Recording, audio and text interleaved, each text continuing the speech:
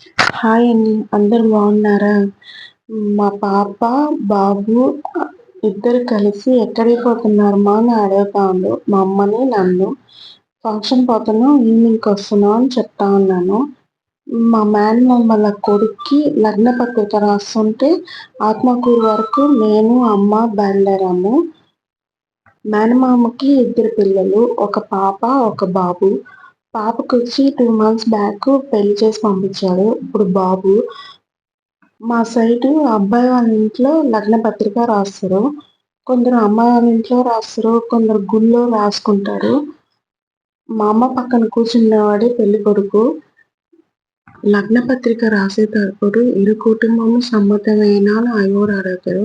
మాకు సమ్మతమే అంటారు.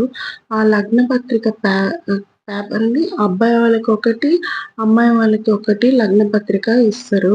రాసేసిన తర్వాత ఏ రోజు ఏమేమి చేసుకోవాలని అయ్యవారిని అడుగుతారు. పసుపు ఎప్పుడు దంచుకోవాలని. అయ్యవారు మంచి రోజు చూసి చెప్తాడు. ఈరోజు దంచుకోండి, రేపు దంచుకోండి, 2 రోజుల తర్వాత దంచుకోండి అని చెప్తాడు. పసుపు దంచిన తర్వాతనే పెళ్ళికి సంబంధించినవి అన్నీ మొదలవుతాయి. అమ్మాయికి కానీ, అబ్బాయికి కానీ.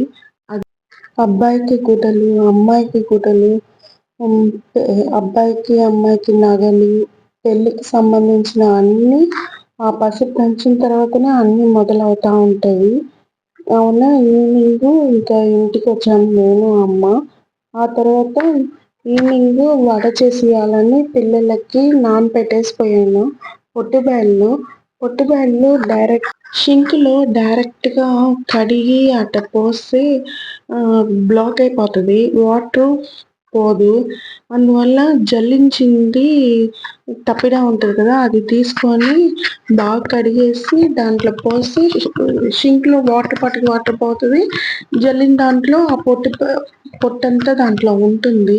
అందువల్ల ఆ టిప్స్ ఫాలో అయ్యండి ఎవరైనా చేసుకోవాలంటే. నాకు ఓపిక లేదమ్మా అని అన్నాను.